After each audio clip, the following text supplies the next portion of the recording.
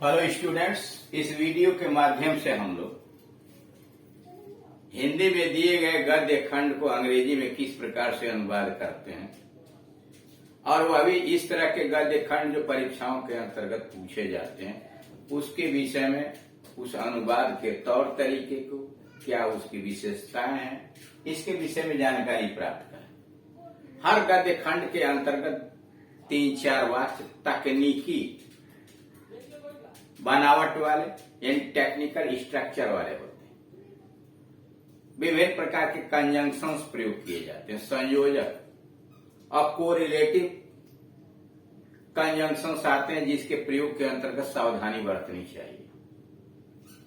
कुछ special structure वाले वाक्य होते हैं, उनको भी ध्यान से देखना चाहिए। मुख्य यह है कि बाकी तो टेंसेज के जो ट्रांसलेशन है पूरा पैसेज है ये, लेकिन जो उसमें 3-4 टेक्निकल ट्रांसलेशन होते हैं उसको विशेष सावधानी के साथ अनुवाद करना चाहिए। इसमें 26वें नंबर का है, हमारे विद्यार्थियों को के सामने अनेक समस्याएं, हमारे विद्यार्थियों के सामने अनेक समस्याएं। There are many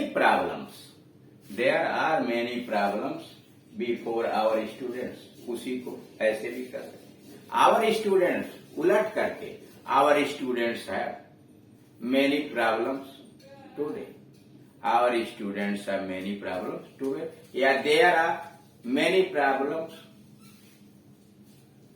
before our students. उन्हें यह समझना चाहिए कि शिक्षा का लक्ष्य केवल सरकारी नौकरी नहीं है। उन्हें समझना चाहिए, दे शुड अंडरस्टैंड, उन्हें समझना चाहिए that the aim of education, शिक्षा का उद्देश्य, लक्ष्य केवल सरकारी नौकरी नहीं है, is not just a government job या गवर्नमेंट सर्विस। उन्हें समझना चाहिए, दे शुड अंडरस्टैंड, उन्हें समझना चाहिए, क्या समझना चाहिए, that the aim of education, शिक्षा का लक्ष्य, शिक्षा का उद्देश्य, इज नॉट ओनली या is not just to get a government service, या सीधे ए गवर्नमेंट सर्विस या ए गवर्नमेंट जॉब। भारत एक कृषि प्रधान देश, India is an agriculture dominated country, प्रभुत्व वाला। India is an agriculture dominated country, कृषि प्रधान देश। उसी को आप दूसरे तरह से भी कह सकते हैं, India is a mainly agriculture country, India is a mainly agriculture country. यदि यहां पढ़े लिखे लोग खेती की ओर ध्यान दें तो हम लोगों की दरिद्रता दूर हो सकती है। यदि यहां पढ़े लिखे लोग खेती की ओर ध्यान दें तो हमारी दरिद्रता दूर हो सकती है। If educated people here pay attention on agriculture, if educated people here pay attention on agriculture, agriculture पर ध्यान दें, we can overcome our poverty, we can overcome, हम विजय प्राप्त कर सकते हैं, we can overcome our poverty,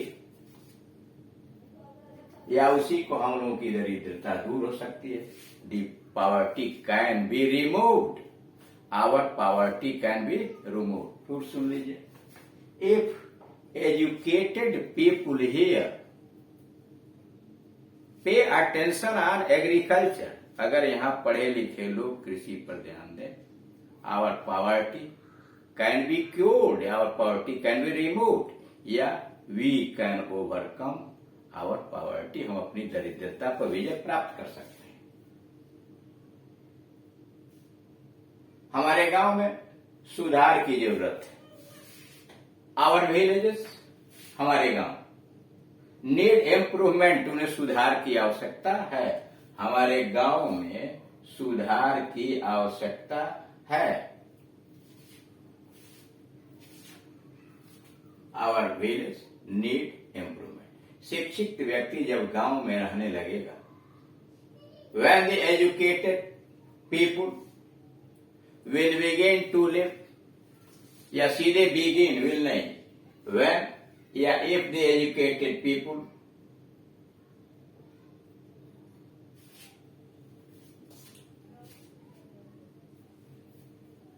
will हटा देंगे यहाँ से, will की जो if educated people live in villages या begin to live in villages, the social life of the villages, गांव के जो सामाजिक जीवन है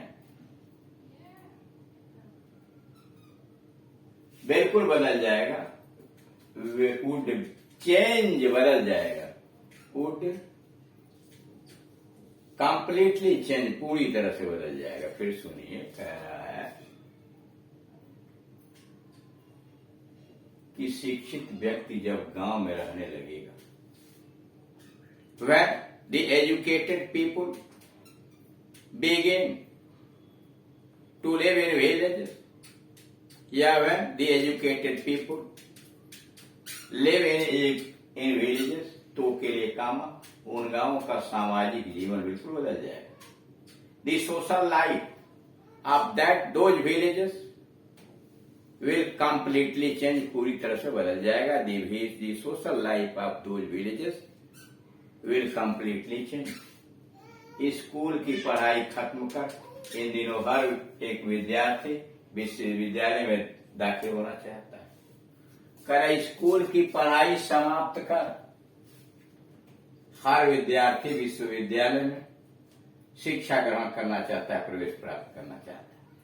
These days इन दिनों every student wants to get admission in university after getting education in school, school की पढ़ाई समाप्त कर, या after finishing the study in schools, विद्यालयों में अध्ययन पढ़ाई समाप्त कर, आफ्टर फिनिशिंग या completing the education in schools, these days every student इन दिनों हर विद्यार्थी wants to get admitted in university, wants to get admission in university।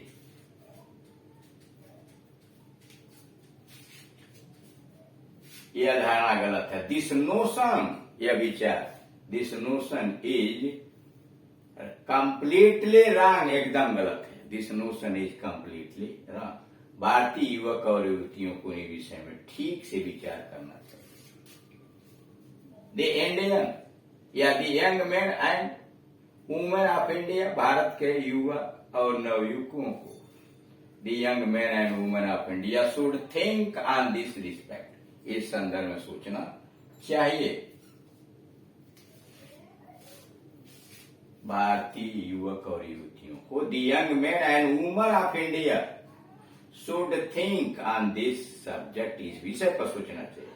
Only then, तभी वे साहस के साथ भविष्य का सामना कर सकेंगे। Only they can face,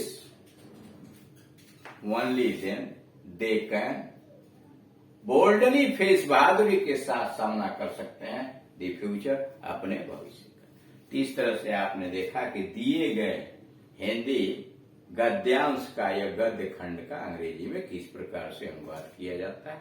thank you.